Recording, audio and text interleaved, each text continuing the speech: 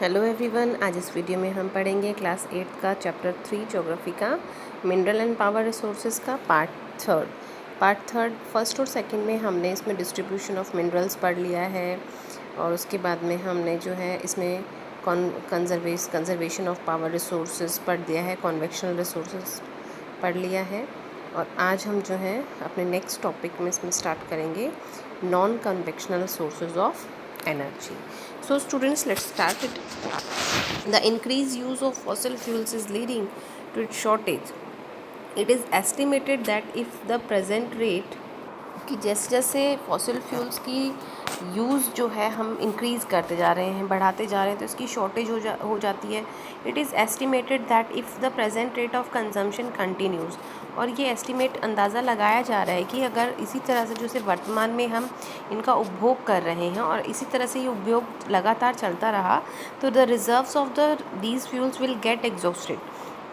तो इससे क्या हो जाएगा कि जो इनके रिसोर्सेज के जो स्टॉक्स हमारे पास में हैं वो ख़त्म हो जाएंगे। Moreover their use also causes environmental pollution, और ज़्यादा इनका यूज़ करने से हमारा एनवायरमेंटल जो पॉल्यूशन है, वातावरणिक जो पॉल्यूशन है, प्रदूषण है, वो भी रेज़ अप होता है, वो भी बढ़ता है।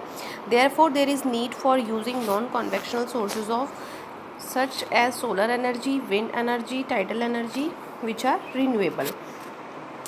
तो फिर इसका जो अल्टरनेट निकलता है वो नॉन कन्वेक्शनल सोर्सेज होते हैं, जैसे कि हम सोलर एनर्जी का बात करते हैं, विंड एनर्जी है, टाइडल एनर्जी है, जो कि रिन्यूएबल रिसोर्सेज हैं जिनको एक बार इस्तेमाल करने के बाद वापस हम रिन्यू कर सकते हैं।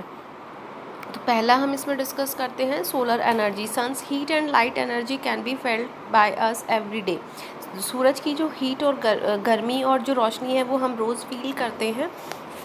Solar energy trapped from sun, ये सन से ली जाती है, can be used in solar cells to produce electricity, और सोलर सेल्स के थ्रू जो है हम इलेक्ट्रिसिटी प्रोड्यूस कर सकते हैं। Many of these cells are join into solar panels to generate, और इसमें जो सेल्स होते हैं वो एक दूसरे से कनेक्ट होते हैं, जो कि सोलर पैनल होता है जो कि इलेक्ट्रिसिटी को जनरेट करता है। Power for heating and lighting purpose, और उसको हम जो है हीटिंग और लाइटिंग पर्पस के लिए यूज़ कर सकते हैं, जो इससे पावर जनरेट होती है। The technology of utilising solar energy benefits a lot of tropical countries that are blessed abundant sunshine, और ये हम जो है ट्रॉपिकल कंट्रीज़ में ज़्यादा यूज़ कर सकते हैं जहाँ पे सूरज की रोशनी जो है वो बहुत अधिक मात्रा में मिलती है। Solar energy is also used in solar heaters, cookers, dryers, besides being used for community lighting and the traffic signals। इसके साथ में ही जो है सोलर एनर्जी का हम यूज़ सोलर हीटर में भी करते हैं, सोलर कुकर्स में भी करते हैं, सोलर ड्रायर्स में भी करते हैं, जो कि कम्युनिटी लाइटिंग के लिए और ट्रैफिक सिग्नल्स के लिए भी ये लाइट्स जो है यूज़ हो सकती हैं। विंड एनर्जी को डिस्कस करने से पहले एक बार कॉन्वेक्शनल एनर्जीज़ को, नॉन कॉन्वेक्शनल एनर्जीज़ को हम यहाँ पे डिस्कस करना चाहेंगे। विंड एनर्जी है तो विंड एनर्जी के एडवांटेजेस यहाँ पे दिए हुए हैं। नॉन पॉल्यूटिंग है, low cost production of electricity है, वंस सेटअप अगर लग जाता है तो उसका कॉस्ट जो है वो लो होती है, ये सेफ़ है और क्लीन है। इसकी जो डिसएडवांटेजेस हैं वो ये हैं कि नॉइज़ पॉल्यूशन होता है, विंड मिल्स कॉस्टली सेटअप होता है, disturb radio and TV receptions होता है, हार्मफुल फॉर बर्ड्स भी है। फिर हम सोलर एनर्जी के एडवांटेजेस और डिसएडवांटेजेस देख लेते हैं कि ये इनएग्जॉस्टिबल है, नॉन पॉल्यूटिंग है, एक्सपेंसिव है, लेकिन diffuse source so get wasted. मतलब इसी तरीके से टाइडल एनर्जी जो है नॉन पॉल्यूटिंग है, इनएग्जॉस्टिबल है, यानी इसको कितना भी आप यूज़ कर सकते हो, लेकिन ये जो है वाइल्ड लाइफ हैबिटेट जो होता है उसको डिस्ट्रॉय करता है और डिफ़िकल्ट टू हार्नेस, यानी जो मछुआरे वगैरह होते हैं उनके लिए प्रॉब्लम्स होती हैं। नॉन कन्वेक्शनल एनर्जीज़ के अंदर अगर आप देखेंगे तो न्यूक्लियर एनर्जी है, तो इसके एडवांटेजेस भी दिए हुए हैं। Emits large amount of energy, बड़ी मात्रा में हम एनर्जी प्रोड्यूस कर सकते हैं। जनरेट्स रेडियो एक्टिव वेस्ट जो है इससे निकलता है, और ये बहुत ज़्यादा महंगा भी होता है।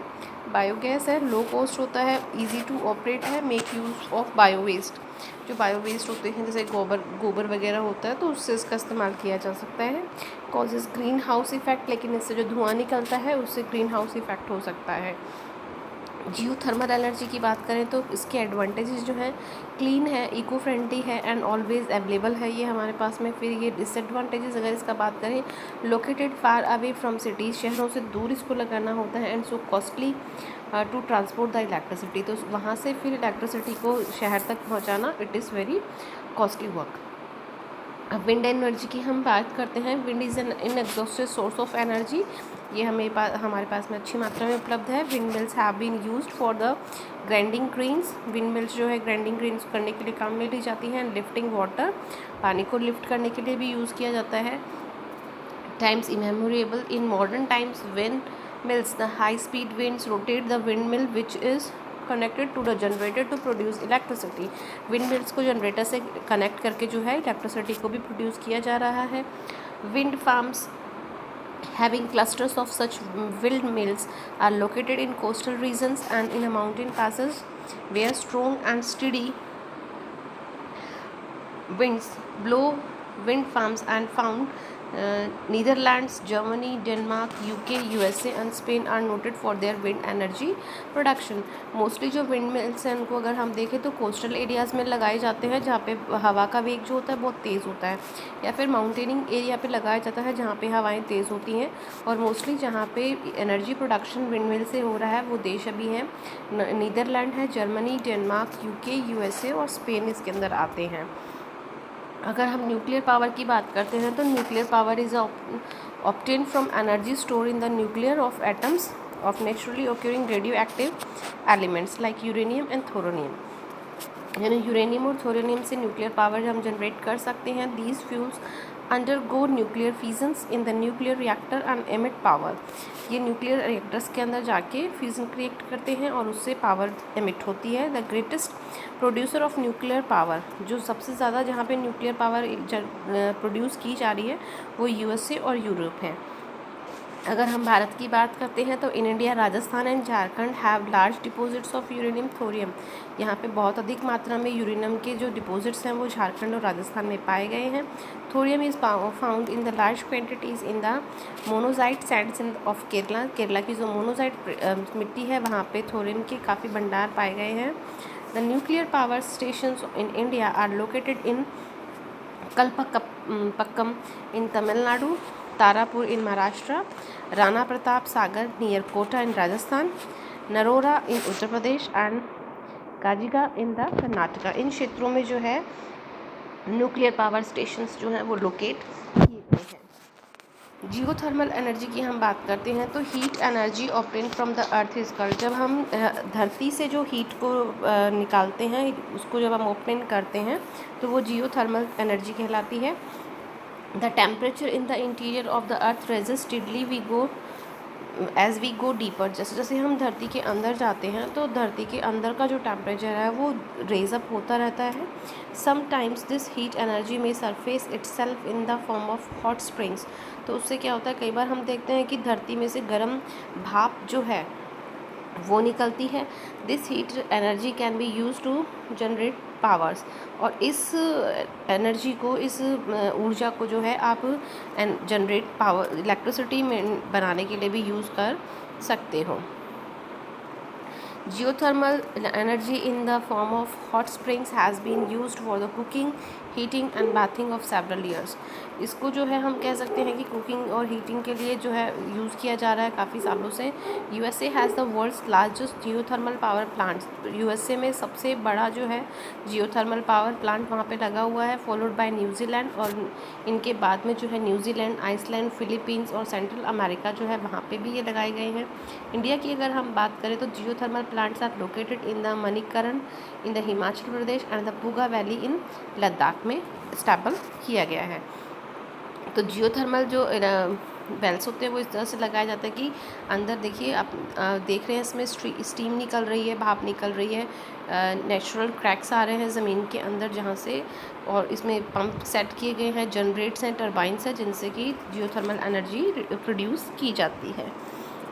अब आते हैं हम tidal energy. Tidal energy generated from the tides is called tidal energy. जो समुद्र के अंदर जो टाइड्स आते हैं, ज्वार उठते हैं, उनसे इस एनर्जी को प्रोड्यूस किया जाता है। इसीलिए जो है इसे टाइडल एनर्जी कहा जाता है। Tidal energy can be harnessed by building dams at narrow openings of the sea, यानी जहाँ पे समुद्र का क्षेत्र खुला हुआ होता है वहाँ पे जो है इस से जो है आप हाई टाइड्स लो टाइड्स से जो है टरबाइन की हेल्प से जो है ये एनर्जी प्रोड्यूस कर सकते हो। During high tides the energy of the tides is use to turn the turbines installed in the dam to produce electricity, यानी इन डैम्स के अंदर जो है टरबाइन इंस्टॉल किए जाते हैं जिनसे जब हाई टाइड होते हैं, जब लहरें बहुत तेज़ी से आती हैं तो उनसे जो है इलेक्ट्रिसिटी प्रोड्यूस की जा रही है। तो रशिया, फ्रांस और गल्फ ऑफ कच्छ जो है वहाँ पे अगर वर्ल्ड लेवल पे बात करें तो रशिया और फ्रांस में काफ़ी यूज़ हो रहा है इसका, और इंडिया की हम बात करते तो गल्फ़ ऑफ कच्छ जो है वहाँ पे जो है टाइडल मिल फार्म भी इस्टेब्लिश किए गए हैं। इसी तरीके से अगर हम आते हैं बायोगैस के ऊपर, अगर हम आते हैं तो biogas organic waste such as, organic waste क्या होता है, जो गायों का, भैंसों का जो गोबर होता है। Organic waste such as a dead plant, जो पेड़ जो सूख जाते हैं, पत्ते सूख जाते हैं। एंड एनिमल मटेरियल, एनिमल डंक हम कह सकते हैं। किचन वेस्ट जो हमारे किचन से निकलता है, जैसे सब्जी की छीलन वगैरह जो भी निकलती है, can be converted into a gaseous fuel called biogas. तो उसे गैशियस फ्यूल के रूप में, यानी उससे गैस बनाई जाती है और उस गैस को हम बायोगैस कहते हैं। The organic waste is decomposed by bacteria, और ये जो ऑर्गेनिक वेस्ट होता है ये बैक्टीरिया के द्वारा डिकम्पोज किया जाता है in biogas digester to emit biogas, और वहाँ से बायोगैस निकलती है which is essentially a mixture of methane and the carbon dioxide. हम ये कह सकते हैं कि एक तरह का मिश्रण होता है मीथेन गैस और कार्बन डाइऑक्साइड गैस का। Biogas is an excellent fuel for cooking and lightning, ये हम कह सकते हैं कि बहुत ही अच्छा फ्यूल है जिसको हम कुकिंग में इस्तेमाल कर सकते हैं, lightning and produce huge amount of organic manure each year, जिससे कि हम एक huge amount of organic manure भी तैयार कर सकते हैं, जो कि हम ये कहें कि खेतों में काम में आ सकता है। एनर्जी इज़ एवरीवेयर, एनर्जी हर तरफ है, बट वी कैन सी, हमें देखनी होगी, that harnessing this energy is both difficult as well as costly, लेकिन ये जो एनर्जी है ये मुश्किल है और ये कॉस्टली भी है। ईच वन ऑफ अस, लेकिन हम सब में से एक एक को, can make a difference bye not wasting energy, यानी हम सबको जागरूक होना होगा और हमारे पास जो एनर्जी रिसोर्सेज अवेलेबल हैं उन्हें हमें वेस्ट नहीं करना होगा। Energy saved is energy generate, यानी जब हम एनर्जी को सेव कर रहे हैं तो वही एनर्जी जनरेट हो रही है, यानी जितना हम बचा सकते हैं तो वो जनरेट होने में काम आएगी। एक्ट नाउ, अभी हमें काम करना होगा, and make brighter energy future, और अगर हम अभी से जागरूक हो जाएंगे तो हमारा future should be brighted if we are save all the natural resources as well as the energy which we have in our day to day life. For thank you for watching my video. I hope that you all have to be understand the explanation of this chapter. Now we are doing the question answer in our next video. Thank you for watching it.